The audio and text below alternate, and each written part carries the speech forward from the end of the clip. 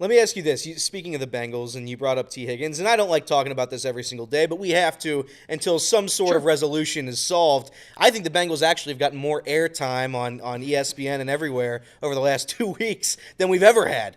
Maybe I Yep. think they had more airtime than we went to this when we went to the Super Bowl. But saying that, you said you don't want to pay this big offense, or not you saying that, but you don't have to pay this big offense, right? You don't have to pay two elite wide receivers top dollar.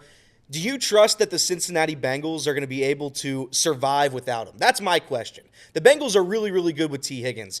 They are not as good without him. I think they have a losing record But wait, without him. are they? I mean, they're 9-8 last year on an MVP caliber year with the Super Bowl, like with a Super Bowl caliber quarterback Yeah. that should be one of the two or three best in the entire league at his position, and he had an MVP caliber year, and you won 9 games. So, like, I hear you. I genuinely do. But I think what's happening here is everybody's chasing the Eagles without really looking at the math of the way the Eagles do business. The Eagles have paid a lot of people, but how does Howie Roseman do that? He pays them so early that he's always ahead of the contract spend. So if you were going to keep Jamar and T both, which I think is a smart strategy at some point, the time to do that was 2 years ago to get ahead of some of the wide receiver market, but you didn't do that. So now you're in a Cowboys situation where you're overpaying for the talent that you want to keep in the door. And the other part of it is, do you have a GM that is as good as Howie Roseman at finding, the secondary that they completely? Quinyon Mitchell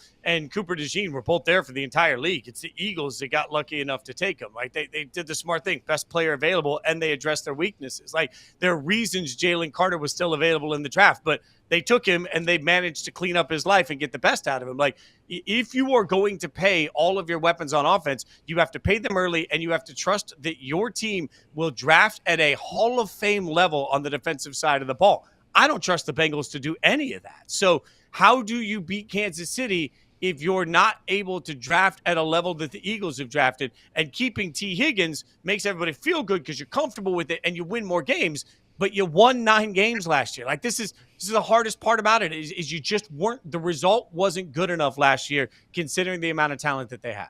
What do you think brings more criticism? Let's say the Bengals keep T. Higgins and Trey Hendrickson, but then, they still go through a draft, another mediocre draft. They don't draft anybody great.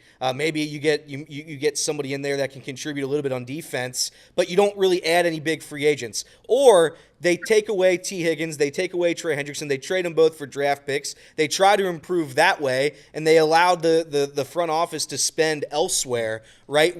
Which do you think would draw more criticism from the national media? I mean, not that the Bengals should be making moves based on what the media thinks, but it is a storyline that the Bengals are notoriously a cheap franchise. Yeah, and that's where I want to put Trey and T in two different buckets, right? Like it is so hard to find a pass rusher, and you've got one. So you've got a pass rusher, and you need pass rushers to beat the Chiefs.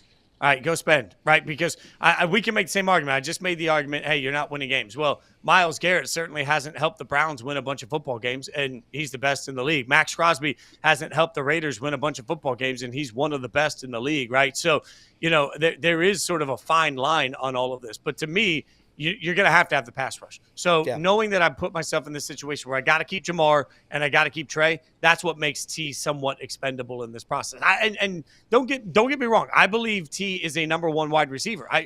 There's no doubt about it. I think that the Bengals are in a situation where they might need 7 or 8 new guys on the defensive side of the ball. I don't think you get that in one offseason. So, like, at some point, you've got to start figuring out what you're going to do to compete on both sides. Like, complementary football is a phrase that we roll our eyes at, but complementary football is truly how teams win, and the Bengals have none of that right now. I think one of the biggest issues to me, at least, is like, and you bring it up, our defense 100%, the Bengals defense, not ours, the Bengals defense 100% cannot be fixed in just one offseason alone.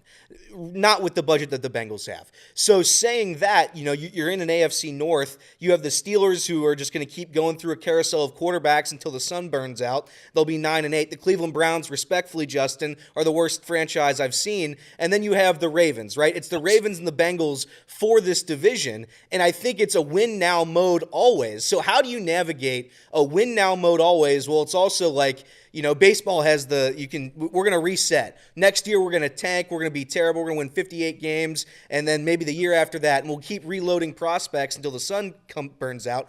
twice, by the way, in that segment. But it's one of those things that the Bengals have to navigate, and I don't know if they're going to be able to do it. So, can you navigate rebuilding a defense while also staying competitive? And in my opinion, a very winnable division.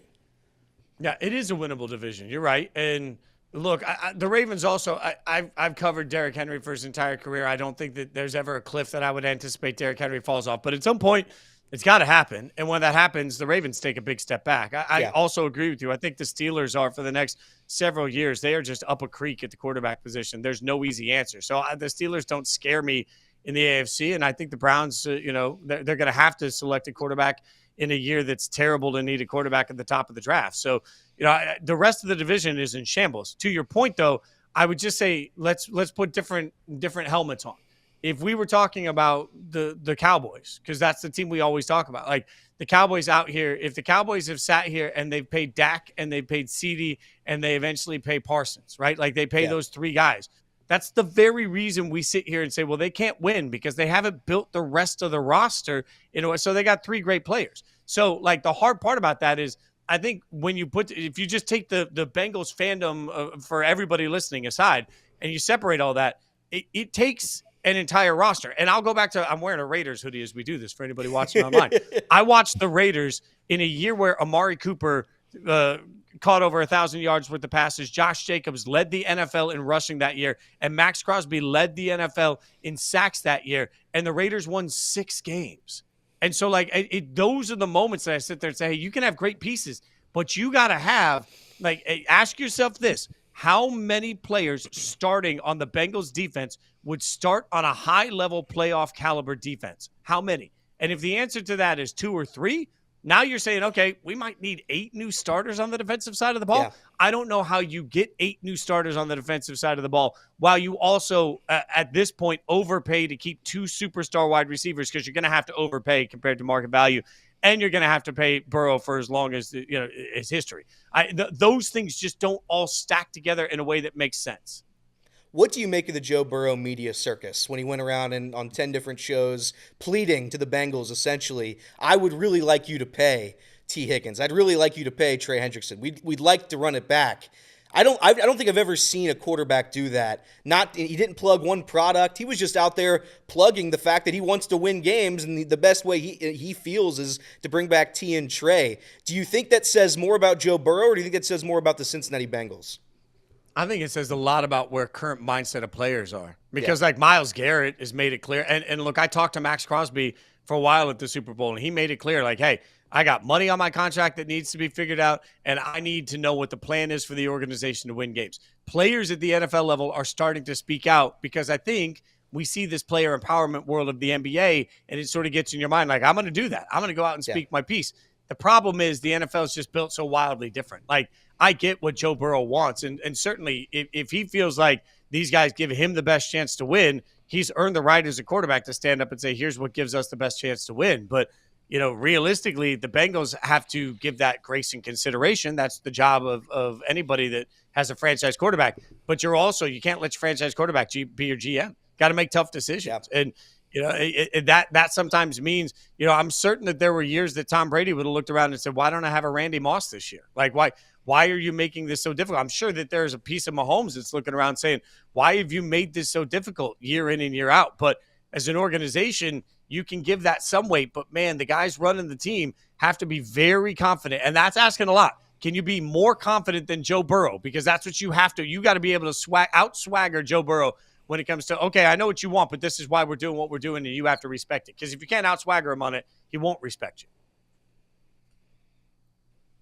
It's awesome enough to give us some time here today on Off the Bench, presented by United Dairy Farmers. Chatterbox Sports on YouTube, ESPN 1410 Wing AM in Dayton. Jason, last thing before we let you go. So with that being said, it's a big offseason for the Cincinnati Bengals, ad nauseum. We're talking a lot, of course, about T Higgins, but at some point that we're going to get an answer on that. It might be, a couple months, but we're going to be spending some time on it. What's your gut telling you at the end of the day? Is T Higgins a Cincinnati Bengal in 2025 when the season kicks off in week 1? Yeah, I think he is. I think T Higgins is a Cincinnati Bengal. If I ran the Bengals, I would franchise him and I would work out a sign and trade. I'd get the best I can out of him and I'd start working towards building the rest of my roster out. That's what I would do. But I think what the Bengals are telling you right now is that they understand that they have some superstar pieces and they're going to invest in those superstar pieces. And I understand the short-term philosophy of it. I don't think it suddenly makes Cincinnati a 12-win team next year. I don't think it suddenly makes the Bengals better than Kansas City. So the only thing I'd tell Bengals fans is start paying attention to the end of April, because if you are going to pay T Higgins, then that means you cannot miss at all. You can no longer miss in the first, second, or third rounds of the draft. You need starters, viable starters, day one starters in the first 3 rounds of the draft. Once you start paying that many guys, that many things. And I'll give everybody this nugget. I haven't looked at it in the last 2 years, so it might have changed. But before I left ESPN, I had them turn around and look at highest paid player at their respective positions over a 15-year period. The only player that was the highest paid at his position that won a Super Bowl in any year he was highest paid was Gronk.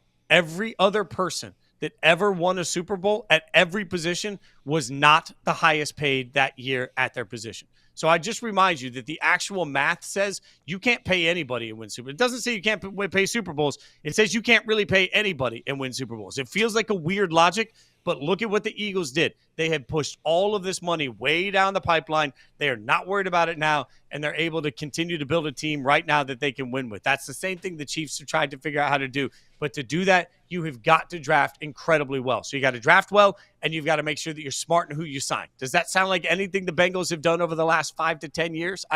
I'm not trying to be harsh on the team. It just, that's the reality. There is not an easy situation. You have to do things the right way for a long time to win football games.